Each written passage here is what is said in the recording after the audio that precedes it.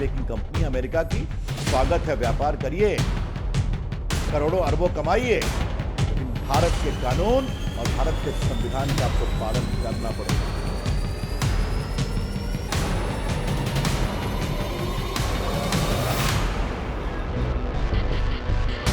बताइए, भारतीय कानून को मानने में आनाकानी करने वाले ट्विटर की इतनी हिम्मत हो गई कि उसने भारत के ही आईटी और कानून मंत्री का ब्लू टिक वाला फुल्ली वेरीफाइड अकाउंट लॉक कर दिया और हवाला भी दिया तो अमेरिकी कानून का।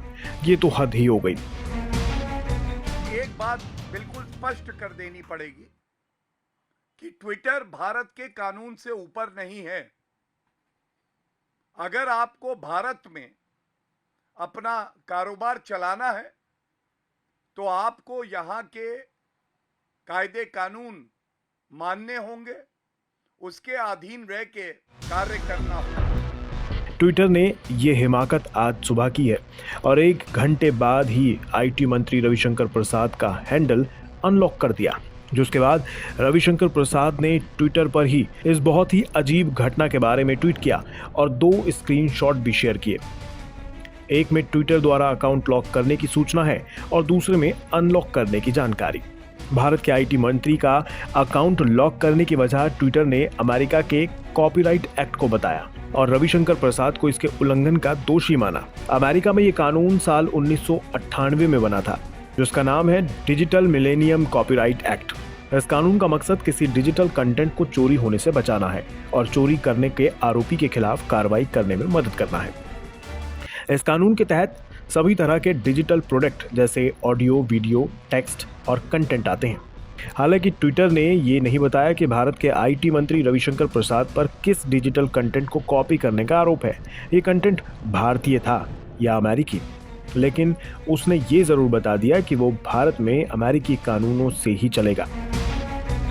एक तरफ आप कहते हैं आप यूज़र की प्राइवेसी इन्फ्रिंज नहीं करना सकते, आप सिर्फ एक प्लेटफॉर्म है, आपका कोई इंटरफेरेंस नहीं है। दूसरी तरफ इस टाइप के जब एक्ट आते हैं जो अभी हमने रिसेंट देखा, आप कैसे आप किसी अकाउंट को ब्लॉक कर सकते हैं कॉपीराइट के साथ में। और जब मैं संगीन जुर्म की बात कर रही हूँ मेरे देश को लेकर, तो तब आप अपने नॉर्म्स, अपने टूल्स को चेंज नहीं करना चाहते, आप कोई मैकेनिज्म नहीं बैठाना चाहते अपने सिस्टम में। तो ये जो है, ये 2 कॉन्ट्राडिक्टरी चीज़ें दिखती है। मैं मंत्री जी से पूछना चाहता हूँ कि मंत्री जी, आप तो आईटी मंत्री हैं, अपने मंत्रालय पे भी कभी कभी ध्यान दे दीजिए। फ्यूचर टेक्नोलॉजीज क्या आने वाली है आईटी में, किस तरह देश को वापस आईटी हब बनाया जाए, उसके बारे में भी कभी कभी ब्लूप्रिंट देश के सामने रख दीजिए। आप हमेशा ट्विटर में ही उलझे रहते हैं। करीब 1 घंटे बाद ही ट्विटर ने रविशंकर प्रसाद को चेतावनी देकर उनका अकाउंट दोबारा से अनलॉक कर दिया।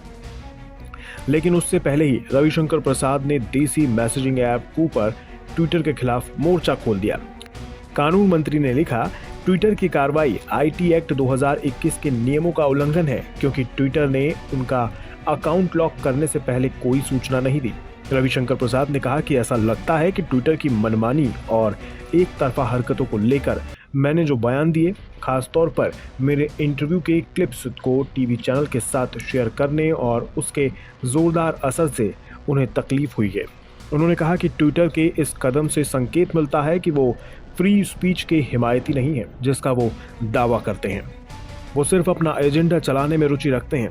साथ ही रविशंकर प्रसाद ने ट्विटर को एक बार फिर चेतावनी दी कि कोई भी प्लेटफॉर्म हो, उन्हें नए आईटी नियमों का पूरी तरह से पालन करना होगा और उस पर कोई समझौता नहीं होगा। इस हरकत के बाद भारत में ट्विटर की मुश्किलें बढ़ जाएंगी, क्योंकि अब तो ट्विटर ने खुद इस बात की पुष्टि कर दी है कि वो भारत के नहीं बल्कि अमेरिका के कानून को मानता है। रविशंकर प्रसाद कई दिनों से यही तो कह रहे थे। रविशंकर प्रसाद ने ये साफ कर दिया है कि ट्विटर की मनमानी अब देश में नहीं चलेगी। और कहीं ना कहीं रविशंकर प्रसाद का ये भी मानना है कि क्योंकि सरकार ट्विटर पर दबाव बना रही है कि हिंदुस्तानी जितने भी लॉज हैं उन सभी का पालन ट्विटर को करना पड़ेगा, यही कारण है कि ट्विटर अब रविशंकर प्रसाद का अकाउंट ब्लॉक करने पर उतर आया है। भारत के कानून और आईटी मंत्री रविशंकर प्रसाद से पंगा लेकर ट्विटर ने आग में घी डालने का काम किया है। ट्विटर ने ऐसा करने से पहले एक बार भी नहीं सोचा कि ऐसी ही हरकत की वजह से नाइजीरिया में उसे बैन कर दिया गया है।